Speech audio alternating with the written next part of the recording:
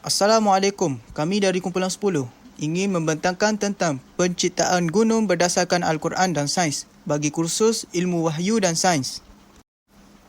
Ahli kumpulan kami terdiri daripada Muhammad Iskandar iaitu Ketua, Muhammad Ikhwan, Muhammad Firdaus, Aus Amsyah, Muhammad Daim, Afiq Iskandar dan Redha. Pengenalan kepada gunung. Gunung adalah suatu bentuk permukaan tanah yang kedudukannya jauh lebih tinggi daripada tanah-tanah di sekelilingnya. Gunung pada umum lebih besar berbanding bukit dan mempunyai lereng yang curam dan tajam. Menurut kajian geologi, gunung terhasil dari pergerakan dan peleburan pelat raksasa yang merupakan kerak bumi.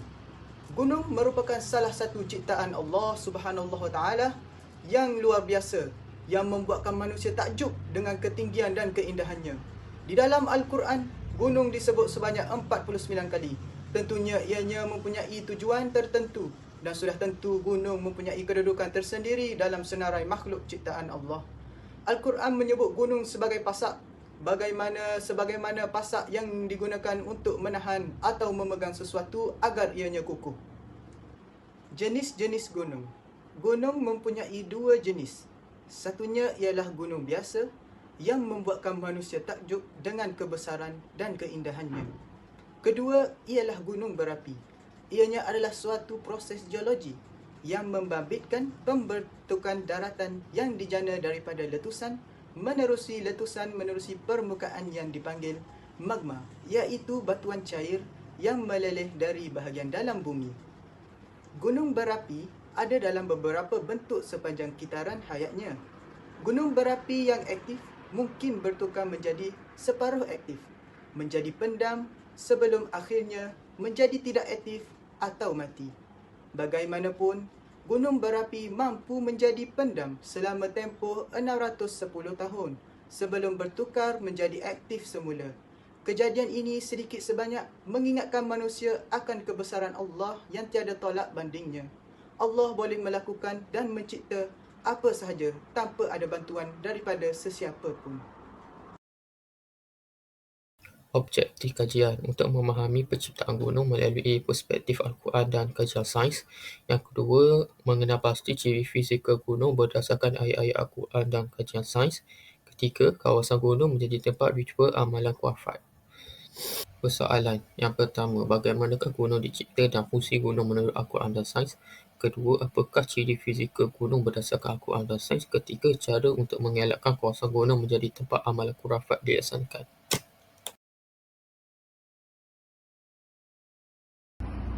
Gunung ganang sebagai pasak.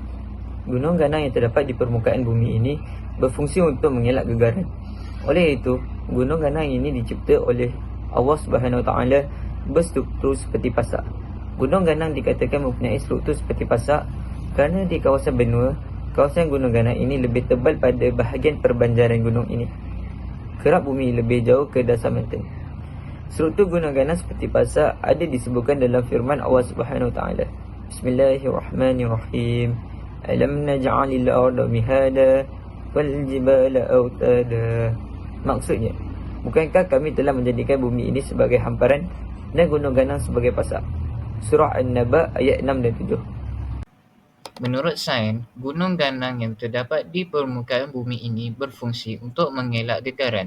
Gunung melindungi dan mengimbangi kawasan setempat daripada bencana alam yang dahsyat. Gunung juga mengawal suhu kawasan selain menjadi tempat berlindung pelbagai jenis kehidupan, terutama apabila bencana seperti banjir berlaku. Gunung dikenali sebagai aisotasi.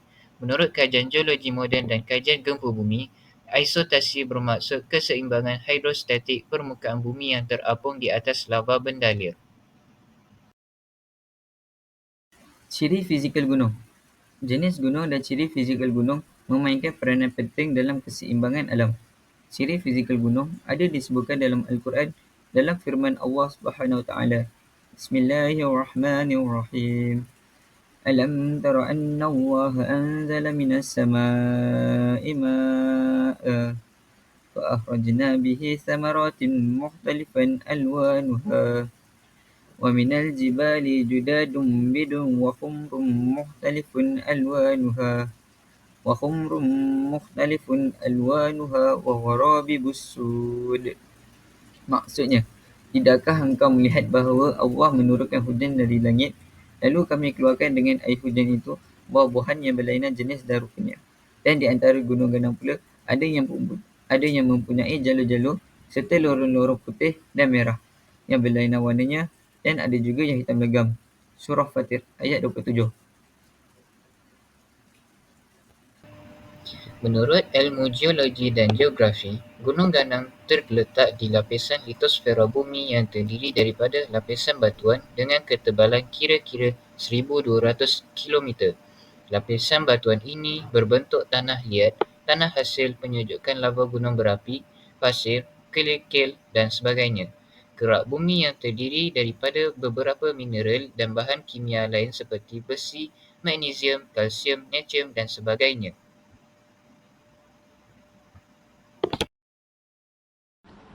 Gunung seringkali menjadi tumpuan pengamal-pengamal khurafat. Hal ini kerana gunung merupakan antara tempat banyak makhluk halus. Dalam kitab-kitab hadis, antaranya kitab Ibnu Jarir Al-Tabari, Ibnu Tabari menyatakan, ketika diturunkan Nabi Adam ke bumi, dihalau jin-jin yang ganas-ganas ini di bukit-bukit, di gunung dan di laut. Oleh itu gunung terkenal di kalangan pengamal khurafat. Antara gunung yang menjadi tumpuan pengamal khurafat di Malaysia pada masa ini ialah seperti Gunung Jerai kerana terdapat kisah silamnya yang tersendiri. Pengamalan khurafat di kawasan gunung pada hari ini semakin berleluasa. Kini pelbagai pihak telah mengambil tindakan proaktif bagi mencegah pengamalan khurafat ini daripada terus berkembang. Antara pencegahan yang telah dijalankan ialah Jabatan Hal Ehwal Agama Islam Kedah telah menjalankan siasatan berkaitan video yang dipercayai mempunyai unsur pengamalan khurafat yang telah dilakukan di Gunung Jerai. Selain surah An-Nahl, ada juga surah lain yang menerangkan tentang gunung. Bismillahirrahmanirrahim. وَجَعَلْنَا فِي الْأَرْضِ رَوَاسِيَ أَن تَمِيدَ بِهِمْ وَجَعَلْنَا فِيهَا فِجَاجًا سُبُلًا لَعَلَّهُمْ يَهْتَدُونَ. Yang bermaksud, dan kami telah menjadikan di bumi ini gunung-gunung yang kukuh agar ia tidak goncang bersama mereka. Dan kami jadikan pula di sana jalan-jalan yang luas agar mereka mendapat petunjuk. Surah Al-Anbiya ayat 31.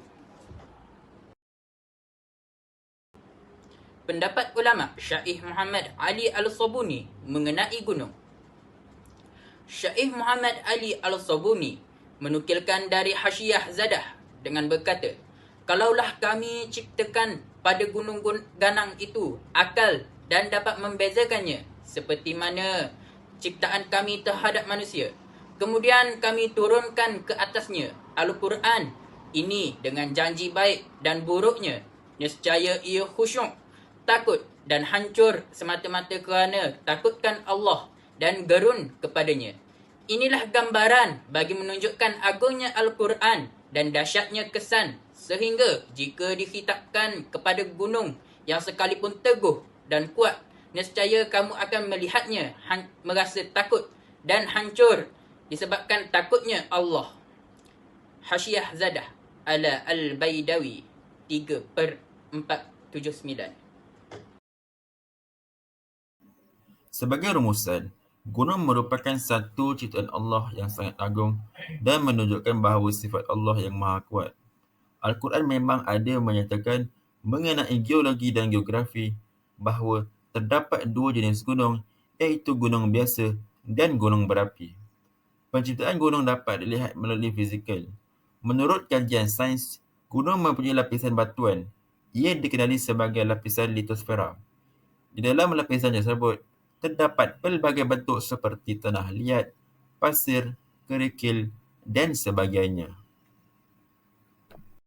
Banyak sekali penciptaan gunung dan keistimewaan gunung kepada bumi ini boleh dijadikan sebagai pendekatan kita dengan kebesaran dan kebijaksanaan Allah Subhanahu Wa Taala.